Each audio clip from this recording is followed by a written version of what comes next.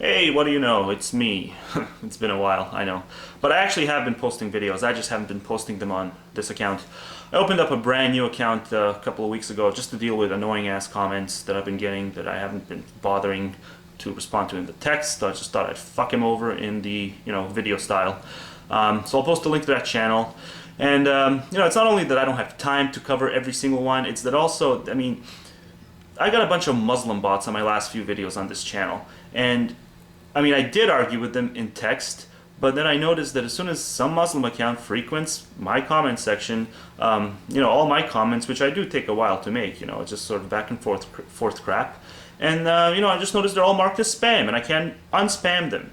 So if that's going to be the case, then yeah, from now on I'm going to, if this sort of crap keeps happening, where the Muslim bots are just going to freaking, spam my comments, well then yeah, I'm just going to keep responding to comments video style in the new account. So it's in the underbar, and feel free to, if you're interested enough, if you want to see me respond to these propagandists, feel free to check it out. And yeah, I'll be putting more videos on there. I'm actually gonna, I owe Ojama Flipper a video response to his last video, both him and his comment section, actually. So I'll be doing that, so look forward to that in a couple of days, I guess. I'll see when I get around to it. Okay, on to the subject matter of this video, which is just not, it's not a big thing, but I have been getting PMs and people asking me why I'm favoring Christopher Hitchens' videos where he's just basically warmongering. And the warmonger part is only about 30 seconds of the video, and the rest is just, really logical arguments. Now, I don't agree with his warmongering crap, and people are assuming I am.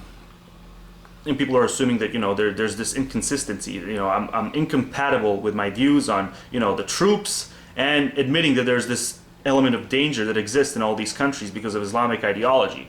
Because some of you might know I've done a few videos railing against the troops, the stupid support the troops slogan. So, people saw that, they recalled that, and that they saw me talk about Islam, and they said, oh, this is really, inconsistent and hypocritical, and, the two views are somehow incompatible, and they're not. You can believe that there is an element of danger because of Islamic ideology in the Middle East. You can agree with that, and at the same time, you can still oppose this bullshit invasion of Iraq. So what I'm going to focus on to begin with is whether the U.S. invasion of Iraq in March 2003, whether that was legal or illegal, because that's the main way to look at it. Was this an illegal war or a completely bullshit one? So how do we find this out? Where do we go to find this out? Well, I look up. Basically, what I did was I took some notes, and basically they're based on what the Charter of the United Nations has to say about war in general.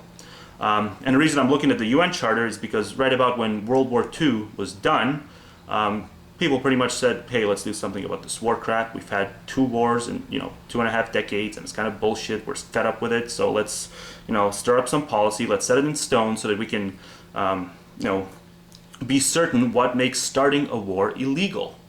So in 1944, the international community held a conference in an effort to prevent future wars. And that was actually the main reason behind the creation of the United Nations, which exists to maintain international peace and security. So the United Nations was actually one of the first, the United States was actually one of the first countries to sign the UN Charter, and today pretty much every independent state is a member of the UN. There's about over 200 of them. I know in 2007 there was about 192, so I'm pretty sure it surpassed the 200 mark. So it's a pretty big thing. Well, let's go to the U.S. Constitution, Article 6, and I quote, this Constitution and the laws of the United States which shall be made in the pursuance thereof, and all treaties made, or which shall be made, under the authority of the United States, shall be the supreme law of the land, and the judges in every state shall be bound thereby, anything in the Constitution or laws of any state to the contrary notwithstanding. So it pretty much says, yeah, you got to obey them treaties, motherfuckers. So ever since the U.S. signed the UN Charter in 1945, they've been legally bound under both international law and domestic law to obey all the articles of the UN Charter. So a violation of the Charter amounts to a violation of the United States Constitution. And in the U.S. there is no higher form of law than the Constitution itself. So go figure. So I think you can see where I'm going with this. But back to the UN Charter, which made it illegal for any nation to participate in armed conflict with two exceptions. So exception number one is self-defense. So a country can, defend itself through military force if it is attacked by another country first. I don't think really need to elaborate any further on that. And then exception number two, any country can legally use military force if authorized by the UN Security Council first. So again, self-explanatory, obvious stuff. So let's review the reasons for the self-defense, the crap we were given in 2003, right after the 9/11 attacks, that whole period. Basically, we had lies that Saddam was funding Al-Qaeda, and the fact that this is a lie is supported by the bipartisan 9/11 Commission report. It's a document which concluded that there was zero evidence of Saddam having been involved in any way in the 9/11 attacks. So that's bullshit. Then they had lies of Saddam having WMDs and being ready to use them. Now people say maybe these weren't lies. Maybe members of the Bush administration actually believed this.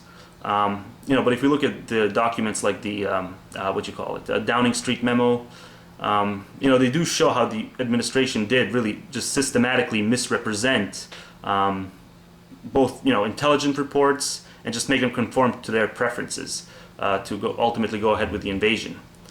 So all this sort of stuff just piles up, and you can't just keep ignoring it, regardless of the fact that there is this, element of danger in there. And I'm not saying we need to just completely ignore every single terrorist organization, but you do have to raise the question: do we do it right or do we do it illegally? And then there were other reports showcasing that overthrowing Saddam was in the cards well before 9/11. They wanted to do this basically to control Iraq's oil fields, and that's pretty much standard thing most of people here listening to me will know about.